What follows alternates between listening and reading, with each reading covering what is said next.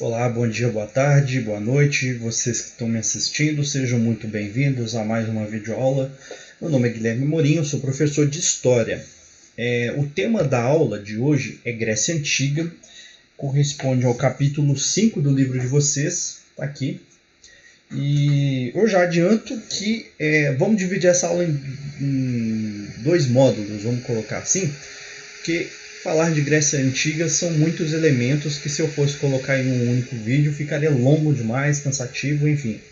Então, para tornar a nossa aula mais prazerosa, mais produtiva possível, nós vamos aqui nessa primeira parte ver as principais características, as duas principais cidades, por exemplo, Atenas e Esparta, e num momento posterior a gente analisa ali um pouco da filosofia, da arquitetura, a herança, o legado que essa civilização tem para nós. E já de início eu já apresento aqui para vocês essa bela imagem, ela é uma imagem atual, digamos assim, dos escombros, do que sobrou dessa incrível civilização. Eu posso adiantar para vocês o seguinte, ela é uma das principais civilizações da antiguidade. Ela deu origem para a sociedade atual, a grosso modo. E aí é uma situação importante, um destaque importante, porque quando se estuda a antiguidade, então nós já vimos um pouco de Egito, dos povos da Mesopotâmia, um pouco da religião desses povos, da cultura, da política, da organização social, mas quando a gente trata de Grécia, não podemos colocar a civilização grega como uma superior às demais, ou a civilização grega superior ao Egito Antigo, superior aos povos indianos, superior aos povos chineses. Então, porque nós temos que lembrar que a história não existe essa concepção de uma civilização ser superior à outra. Pelo contrário, elas são diferentes, cada uma com suas qualidades e defeitos. Mas a gente fala que a civilização da Grécia ela deu origem à atual civilização ocidental que nós temos hoje, porque muito das suas características que lá foram desenvolvidas têm reflexos nos dias de hoje. Primeiro, o conceito de democracia, o conceito de política, o conceito dos estudos propriamente dito de organização social. Muitas dessas questões ainda permanecem na nossa sociedade. E o que nós temos hoje, nada mais, nada menos, é uma sociedade mais diversificada aos olhos do que a Grécia Antiga foi um dia. Certo? Então ela é muito importante na questão do idioma, da literatura, das tradições que lá foram desenvolvidas um dia, certo? Diante disso, queridos, vamos então conhecer um pouco mais dessa civilização, partindo do princípio de as origens. A antiga civilização grega desenvolveu-se no sul da Península Balcânica, nas ilhas do Mar Egeu, na costa da Ásia Menor, no sul da Itália, na região do Mar Negro e em outros pontos em volta do Mar Mediterrâneo. Falando assim fica estranho, mas tenha calma. O povo grego foi formado pelos aqueus, eólios, jônios e dórios. Anteriores aos gregos, os cretenses habitavam as ilhas da região, principalmente Creta. Professor, não entendi nada. Tudo bem, vamos ver se facilita o seguinte. Prazer, Mar Mediterrâneo. Mar Mediterrâneo, norte do continente africano. Aqui é a Península Ibérica, Portugal e Espanha estão aqui. Lembre-se, a botinha é sempre a Itália. Botinha é sempre a Itália. Itália, Oriente Médio. Então a Grécia, ela fica aqui, entre a Itália e a atual Turquia. Se a gente der mais um zoom aqui, nós temos uma reprodução do que foi um pouco do conjunto dessas cidades-estado que deram origem à Grécia Antiga. E aí é uma situação interessante, do ponto de vista geográfico. Era um povo que vivia, vocês estão vendo aí, de um lado você tinha o mar Mediterrâneo, do outro lado você tinha uma cadeia montanhosa. Então você tinha pouquíssimos espaços produtivos, grandes áreas de extensão assim, que você podia plantar, criar animais, etc. Não era. O terreno era extremamente valorizado, extremamente disputado. Então, a partir disso, você tem ali a organização geográfica dessas pessoas que tinham que enfim, aproveitar o terreno da melhor forma possível. Nessa primeira fase de construção, enfim, dessa civilização, ganha destaque essa partezinha em vermelho aqui, a ilha de Creta, que a partir dela nós temos uma história muito interessante. A ilha de Creta, mais conhecida pela lenda do Minotauro. Eu imagino que você, em algum momento da sua vida, já ouviu falar disso. Eu vou contar essa história direito. Pela lenda do Minotauro e pela supremacia da região, formou um governo que dominava o Mediterrâneo, consolidado o comércio marítimo forte e de grandes proporções com regiões vizinhas. Essa ilha de Creta, ela foi a primeira a dar certo. Primeiro que as pessoas ali conseguiam cultivar alimentos, criar animais e dava certo. E a partir da sua localização estratégica, os cretenses conseguiam fazer a navegação ali pelo mar Mediterrâneo e fazer comércio. E era uma região muito próspera, obrigado. E aí tem essa tal história da lenda do Minotauro. Eu não vou entrar em detalhes, mas o que é na verdade? Lá nessa ilha tinha um palácio do Quinosso, e tinha um rei, se não me engano, o rei se chamava Mecena. E aí esse rei um dia recebeu do deus Poseidon, olha a mitologia entrando aí, o deus Poseidon, o deus dos mares, um presente. Deu um touro branco para esse rei e falou assim: olha, eu estou te dando esse touro num sinal de confiança, da sua prosperidade, você é um rei digno, um rei próspero, mas em troca eu quero que você sacrifique esse touro. Aí o rei falou assim: tá bom, beleza. Só que o rei ficou tão impressionado com a beleza desse touro, falou: cara, touro branco, lindo pra caralho e tal. Falou: eu não posso sacrificar um animal desse, é uma sacanagem. E aí o rei de Creta, da ilha de Creta, sacrifica um outro touro para tentar enganar um deus. E aí a gente, no campo da imaginação, cai na superstição, cai no conto de que é impossível enganar os deuses. Poseidon descobre a traição e fica, enfim, muito frustrado, muito chateado, fala assim: tudo bem, os mortais são mesmo complicados, né? Poseidon, como castigo, faz com que esse touro branco tenha relações sexuais com a esposa do rei, literalmente tem relações sexuais com a esposa do rei, e dessa relação nasce uma criança, corpo de homem, cabeça de touro. Eis o Minotauro, um castigo dos deuses. E o rei fica tão, enfim, chateado com aquela situação, fala: porra, meu filho, além de me tornar corno, agora eu sou pai dessa criatura medonha que assusta as pessoas. Então o rei decide, então, dentro do palácio, criar um labirinto, deixar esse touro lá perdido e tal. E aí depois vem uma continuação dessa lenda muito interessante, que está ali na imagem. Aparece, se não me engano, um personagem da mitologia, se não me engano, tá? É o Teseu, que ele além de entrar no labirinto, todo mundo tentava matar o Minotauro e tal, se dava mal, mas ele pensou o seguinte: eu vou entrar aqui, eu vou amarrar um pedacinho de linha na porta do labirinto e vou andando. E aí, à medida que eu vou andando, essa linha vai esticando. Quando eu achar, eu mato o desgraçado do bicho e volto pelo caminho, puxando a cordinha, e deu certo. Eis a história.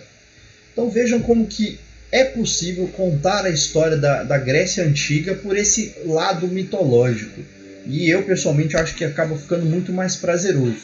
Mas a partir do momento que você tem ali a ilha de Creta, que ela acaba ficando sob domínio de um rei, e a disputa de terras, a carência de terras férteis, a sociedade grega ela precisa, enfim, ir para outros rumos. É uma questão agora que a gente entra na fase do período homérico. Essa fase homérica é um nome que se refere ao poeta Homero, autor da Ilíada, uma história fantástica, e da Odisseia. São poemas que constituem a mais importante fonte histórica do estudo do período. Não por acaso, em história, o pai da história, o cara que deu assim, a concepção de história, foi o poeta, historiador grego Heródoto. E aí, enfim, a Ilíada narra a Guerra de Troia. Tema de filme, de histórias, de livros fantásticos. A Odisseia narra a história de Ulisses, que é um desses heróis da Guerra de Troia, que durou, 10 anos, para Ítaca, seu reino. Em O Trabalho e os Dias, de Heródoto, há importantes dados sobre os costumes e a concepção da justiça dos gregos. A sociedade era organizada em clãs familiares, chefiados pelos proprietários de terras, amas e escravos domésticos, constituindo uma aristocracia guerreira. O poder político e religioso se concentrava nas mãos dos patriarcas, chefes de clãs. O basileu, ou o rei primitivo, exercia liderança sobre a aristocracia guerreira. Enfim, vejam só, nós estamos falando de uma civilização que ela data de mais de 5 séculos antes de Cristo.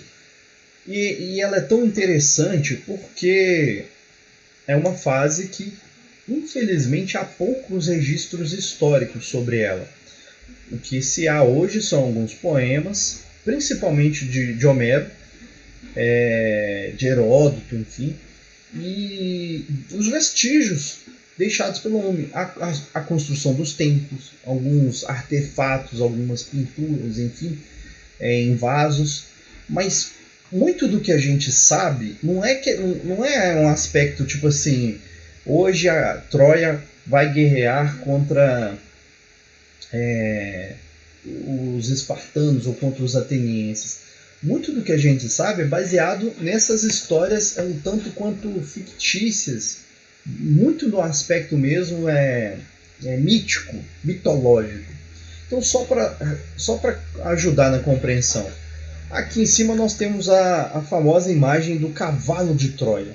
É uma expressão muito utilizada em determinadas situações pelo seguinte: me lembro que há um vírus chamado cavalo de Troia, que ele entra no seu computador assim disfarçadamente e começa a sabotar seu computador.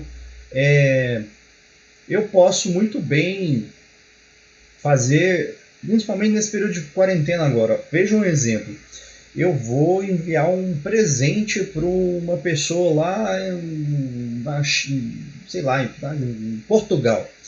Só que eu vou propositalmente contaminar esse presente.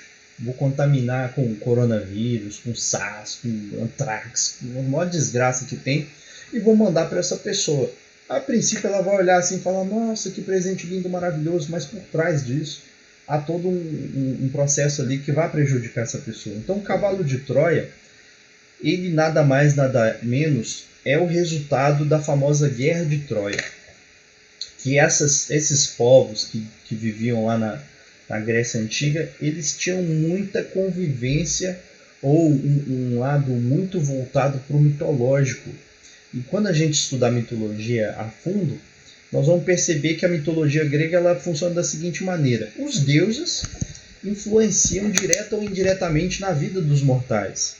Então há uma história de que o rei de Troia ele ia se casar com Helena, a mulher mais linda que existia.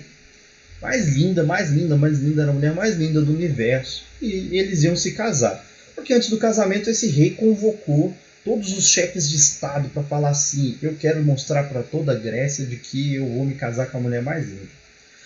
Uma outra civilização estava lá, um camarada cuidando da sua vida, e eis que aparecem 3 deusas: a deusa da beleza, a deusa da sabedoria e a deusa da guerra. Cada uma delas lança o seguinte desafio: você precisa escolher uma de nós e dizer qual é a mais bela. Aí o cara fala assim: porra, velho, como é que eu vou escolher essas deusas mais belas? E cada uma tentou comprá-lo, tentou influenciá-lo, usurpá-lo de alguma forma. A deusa da guerra falou: olha, se você me escolher, você vai ser o cara mais foda do mundo. Você vai ser o Chuck Norris das batalhas, nunca vai perder nenhuma batalha, cara. Legal. A deusa da sabedoria também ofereceu uma sabedoria infinita, enfim, muito próspera. A deusa do amor, da beleza, prometeu: se você me escolher, eu vou te dar a mão, eu vou te prometer a mulher mais linda do mundo. Caraca, velho, é isso aí, fechou. Eu quero a mulher mais linda do mundo. E aí, quando esse camarada chega ao casamento, quem ele se depara? Helena, que ia se casar com o rei. E aí Helena olha pra ele, já bate aquela química ali, e o cara fala: é essa mulher, eu tenho que ficar com ela. E aí ele meio que rapta, captura, sequestra Helena e leva pra longe. E aí dá origem a essa disputa entre essas cidades-estado que, enfim, mobilizam outras cidades, a política de alianças e tal. E aí, quando a guerra está num desfecho assim, muito cansativo e tal, eles, como uma alternativa para vencer a guerra, levam um cavalo de Troia. Dentro do cavalo de Troia tinham ali vários soldados que, na calada da noite, saíram de dentro do cavalo e mataram o exército inimigo, enfim, venceram a guerra. Essa é uma parte dos contos homéricos. A outra parte é o seguinte: acabou a guerra, estamos aqui, foda pra caramba, vou voltar para casa. E aí que aparece a história da Odisseia. Porque dessa guerra de Troia, existia um rei chamado Ulisses. Ele era rei da ilha de Ítaca. E aí quando ele volta, quando ele está voltando, ele é desafiado pelo rei Poseidon. E ele dá uma banana pro rei Poseidon, manda Poseidon a merda, fala assim: me deixa em paz, eu não acredito em você, nós mortais dominamos a nossa vida, nosso destino e foda-se. Poseidon amaldiçoou esse cara, falou: você não vai chegar em casa. E dito e feito, ele passa por N jornadas, ele gasta 10 anos para voltar para casa. Nisso ele cai numa ilha com Ciclope, que é aquele gigante de um olho só. Ele cai numa ilha com bruxas, ele vai pro inferno e tenta salvar, e os marinheiros dele morrem. 10 anos depois ele volta para casa. Enfim, tanto a história de Troia quanto a Odisseia, existem filmes que relatam isso. Eu recomendo muito que assistam, é muito interessante essa história. Então veja como que até agora a gente viu que a civilização grega é marcada por disputas de territórios, uma influência gigantesca da mitologia sobre a vida das pessoas. Enfim, vamos avançar, tem muito mais coisa. Há uma concepção muito importante, cobrada nas provas, que dá origem, inclusive, à concepção moderna que nós temos hoje de participação política, de um pouco de democracia, que é esse nascimento e desenvolvimento da polis. Quando a gente lê os livros, os capítulos das provas, a gente vê a famosa polis grega. As polis surgem no século 8 a.C. e atingem seu apogeu no século 6 e 5 a.C. Anteriormente, as pessoas se reuniam em pequenas aldeias, comunidades gentílicas agrícolas, denominadas genos, com terras de uso coletivo, as quais floresceram durante o período homérico. Então vejam, nós estamos tratando aqui de uma fase em que as pessoas, para sobreviver, elas tinham que se ajudar. E nesse processo, o filho de uma família se casava com a filha de outra família, então você cria laços familiares, comunidades que vão surgindo desse processo. E os chefes tribais, os líderes dos clãs, principalmente sendo homens. Isso é uma outra situação. Uma sociedade extremamente patriarcal, predomínio da figura masculina. E aí essas terras elas eram de uso coletivo. Essa era a situação. E aí a polis era controlada por uma oligarquia. Oligarquia é um regime de poucos oligarcas. É um regime de oligarquia aristocrática que possui uma organização própria e, portanto, independente social, política e econômica. Isso é fundamental. Polis, as cidades-estado gregas, eram autossuficientes umas das outras. Quer dizer que, desse processo, dessas pequenas comunidades indo crescendo, crescendo, crescendo, chegavam num ponto em que elas falavam assim, não preciso da ajuda de outra pessoa. Nós aqui somos autônomos, a gente produz nosso próprio alimento, a gente pesca, nós produzimos os nossos recursos, enfim. É uma cidade autossustentável. A organização da polis era constituída basicamente por homens livres. É isso aí, nós vamos ver com mais calma lá para frente. O conceito de democracia, enfim, quem é livre, quem é escravo. São os cidadãos gregos, nascidos na polis, mulheres, estrangeiros. Estrangeiro e metecos são a mesma coisa, escravos. De um modo geral, a gente pode falar que as principais características das polis eram possuir autonomia, detinham poder, eram autossuficientes política, social e economicamente, tinham leis e organizações sociais próprias, proporcionou o surgimento da propriedade privada, é uma coisa que existe até hoje, eu juntar dinheiro, comprar um pedaço de terra e falar, aqui é meu, é minha propriedade, eu faço o que dela eu puder e o que a lei permitir. E possuía uma complexidade social. Essa complexidade social ela funcionava da seguinte forma. Então, só lembrando, nós temos regiões de um relevo montanhoso. De um lado você tem o mar Mediterrâneo, do outro lado você tem uma cadeia de montanhas. Numerosas ilhas. Não por acaso a gente acabou de ver a história do rei Ulisses, da ilha de Itaca. Dificuldades de comunicação. Então, bem ou mal, essa galera não conseguia se comunicar de forma dinâmica como as civilizações da Mesopotâmia, a civilização egípcia, civilizações chinesas, enfim, as que nós já estudamos até aqui. Daí surgem as cidades-estado ou polis, um território rural envolvente, agrupa aldeias e campos vizinhos, uma política econômica altamente independente e uma capacidade de defesa. Porque se você bobeasse, vinha uma outra cidade-estado e tomava conta. Atrás de quê, principalmente? Do seu território, da sua produção de alimentos, para te submeter, para te transformar em um escravo. Então, a história da Grécia Antiga ela é marcada pelas guerras. Era muito comum uma cidade-estado entrar em guerra contra a outra por N motivos. Seja porque houve o rapto de uma mulher bonita, seja a disputa de territórios, enfim. E por aí vai. A polis, propriamente. A polis era constituída por Acrópole.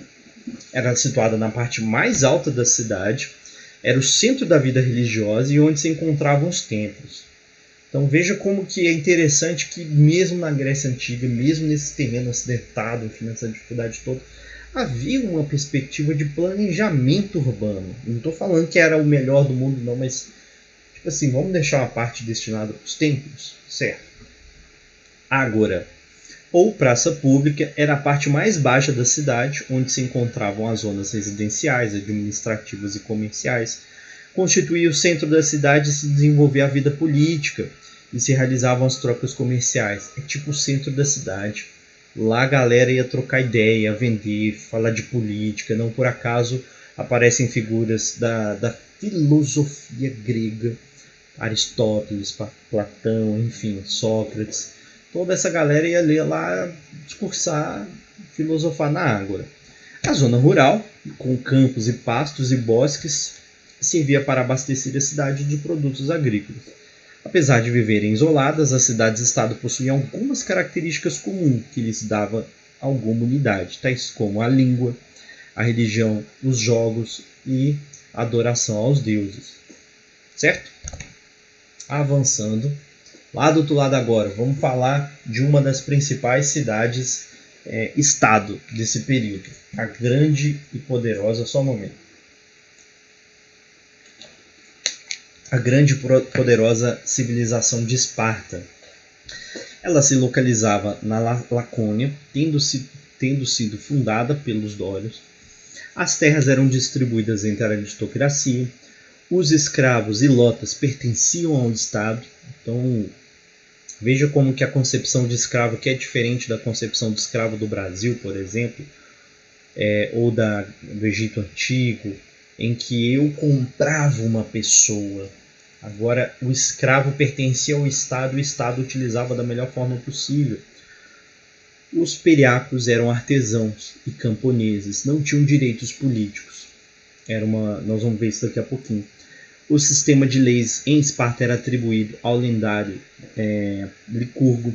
A cidadania em Esparta era direito assegurado à aristocracia apenas. A educação de jovens era voltada ao militarismo, e essa é uma característica fundamental das civilizações espartanas. Se eu te lançar na prova, diferencie a educação da civilização espartana da civilização ateniense. A civilização espartana dedicava a educação dos seus jovens à guerra. Recomendo assistirem o filme 300 de Esparta, lá o rei Leônidas com seus 300 indo desafiar o Império Persa e o rei Xerxes, certo?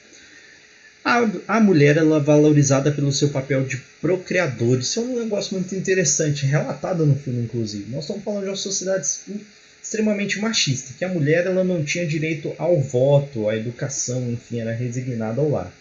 Na Grécia como um todo, mas em Esparta as mulheres eram respeitadas. E lá no filme tem uma frase muito interessante, olha, as mulheres podem falar aqui perante os homens, porque se tem homem aqui é porque teve que ter mulher forte para parir, para pôr vocês no mundo e criar, educar. Ora bolas, e não é assim mesmo? Se não fosse as mulheres, as nossas mães, enfim, tem muito pai por aí que enfim, não cumpre o seu papel. A economia espartana era baseada na agricultura, sua organização política era a aristocracia. A aristocracia é um tipo de governo de poucos, vocês vão entender isso agora. Havia uma forte rivalidade entre Esparta e Atenas. De um modo geral, eis o mapa, mais uma vez, mapinha para a gente entender. A parte amarela do mapa representa Esparta e a de vermelho ali no cantinho, Atenas. Apesar da distância geográfica, essas cidades, todas elas viviam em treta, guerra uma com as outras, faziam alianças. Tudo isso ao longo de toda a civilização. Algumas acabavam dominando outras. E a partir do momento que eu domino uma dessas cidades, eu quero destruí-la e por aí vai. Mas, do ponto de vista da sociedade espartana, a gente fala, o texto que a gente leu agora fala muito de aristocracia. A aristocracia é uma forma de privilegiar a sociedade. Então você tem o espartano propriamente dito, que ou ele se dedicava à política, ia lá discutir nos templos, nos conselhos, ele ia se dedicar à guerra. E aí, ao topo dessa esqueminha nossa aqui, nós temos um guerreiro espartano, que também é retratado no filme. E eu lembro que quando o filme lançou, eu tava com uns amigos, a gente ficou discutindo, porra, velho, mas não exagera aqueles caras musculosos pra caramba e tal. Olha, de fato é um olhar hollywoodiano do filme, mas para pensar. Você, desde pequeno, é tirado dos cuidados da sua família e vai treinar seu corpo para ser literalmente uma máquina de matar. Cara, se você treina a vida inteira, você tem que ser forte, ou senão você tem algum problema genético que te impede disso. Então, realmente, o cara ser parrudo era uma grande característica dos espartanos. Abaixo deles, você tinha também os periecos, que ali contribuíam para o comércio, era uma classe social mais abaixo. E abaixo deles os ilotas, que todos eles estavam, essas duas civilizações estavam submetidas aos espartanos. E aí não tinham direitos políticos, tinham que pagar tributos. Quando acontecia uma guerra, eles eram convocados a defender, a lutar ao lado dos espartanos, enfim. Lá no filme, inclusive, é demonstrado isso também. Os espartanos são literalmente guerreiros, e aparecem lá outros povos que o rei Leônidas pergunta: você, qual a sua profissão? Você, qual a sua profissão? Eu sou agricultor, eu sou carpinteiro. Espartanos, qual a sua profissão? Ahu, ahu, ahu. Enfim, estou viajando aqui, mas eu recomendo, assistam o filme. Então, de um modo geral, essas são as características de Esparta. Ficou curioso? Assista o filme 300. Outra civilização, pra gente já ir, outra civilização não, outro povo da Grécia Antiga, pra gente já ir finalizando, era a sociedade de Atenas, da cidade de Atenas. Aqui eu vou colocar alguns aspectos importantes. Primeiro, que Atenas foi a mais próspera, a mais importante, a cidade grega que mais se destacou, inclusive até os dias de hoje. Vejamos, através dela que a gente institui a democracia, o conceito, a herança, o princípio de democracia. A partir dela também a importância econômica do comércio marítimo, ela tinha uma localização geográfica muito estratégica. Através dela também a evolução política, que a gente pode detalhar melhor na nossa próxima aula. Através da civilização de Atenas, Drácon criou as leis escritas, que elas dão origem a um pouco da legislação que nós temos também nos dias de hoje. As reformas do rei Solon mudaram o critério de participação no poder, acabando com o monopólio dos eupátritas. O critério da cisão social passou a ser a riqueza e não mais a tradição. Sistênes instituiu a democracia em Atenas. A sociedade estava dividida em cidadãos, metecos, como a gente viu agora há pouco, eram os estrangeiros. Comerciantes não gozavam dos direitos políticos, escravos. A democracia grega não incluía as mulheres. Vou ler de novo. A democracia grega não incluía as mulheres, embora fosse pela sua linhagem que se definia a condição de nascimento em Atenas. Então aqui tem algumas características principais. Então eu queria só começar contando uma história interessante, mais uma vez recorrendo à mitologia. Quando ali as pessoas estavam se reunindo para formar aquela cidade, apareceram dois deuses para se oferecerem como padrinhos da cidade. Era o deus dos mares, Poseidon, e a deusa Atenas. E aí eles falaram, olha, nós aqui estamos nos oferecendo para ser o padrinho da cidade de vocês, para que vocês deem o nome dessa cidade com o nosso nome. E legal, porra. E aí, o que você tem para me oferecer, Poseidon? Poseidon falou, olha, eu sou muito bom, eu vou criar uma fonte de água no meio da cidade. Só que era uma fonte de água salgada. E não servia para... Enfim, não dava certo para as pessoas. E aí veio a deusa Atenas e falou, certo, eu vou fazer nascer uma árvore de oliva no centro da cidade. E assim fez. Da oliva você extrai a azeitona, você extrai o azeite. Algo extremamente importante para o comércio da região, da Grécia como um todo, e até hoje, não por acaso, você tem o azeite grego, o azeite de oliva. Os melhores azeites do mundo vêm da Grécia Antiga. A partir do presente da deusa Atena, eles vão lá e batizam o nome em sua homenagem, constroem um templo gigantesco, que é aquela imagem lá principal, que dá origem aqui à abertura da nossa videoaula. Então, a partir disso, você tem o surgimento dessa cidade. E ela vai crescendo, vai crescendo, vai crescendo. A partir disso, você tem a instituição, um conceito de democracia. Não é a democracia que nós temos hoje, que todo mundo lá vota de 2 em 2, de 4 em 4 anos, dependendo de onde você mora. Aqui em Brasília a gente vota de 4 em 4 anos, no restante do país de 2 em 2. Mas esse conceito de democracia realmente, você podia lá debater, se candidatar, votar e ser votado, mas tinha um critério. Essa democracia ela era voltada exclusivamente para aqueles e aquelas que eram considerados cidadãos gregos, cidadãos atenienses.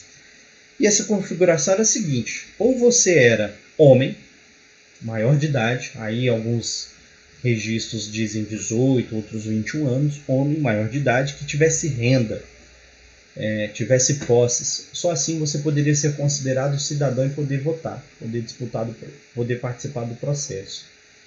E geralmente ser pertencente a uma família de tradição. Enfim, eu faço parte da família dos Silva, eu faço parte da família dos Costa, e as pessoas, o cara tem tradição. Isso faz com que há uma vida dinâmica na política de Atenas. Diferente de Esparta, que a sua educação era voltada para a guerra, a educação ateniense era voltada para as artes, muito para a filosofia. A base da filosofia ocidental vem de Atenas. Você provavelmente já ouviu falar do Aristóteles, Platão, Sócrates, a turma toda dessa mesma geração, certo? Daí também vem as leis escritas e por aí vai.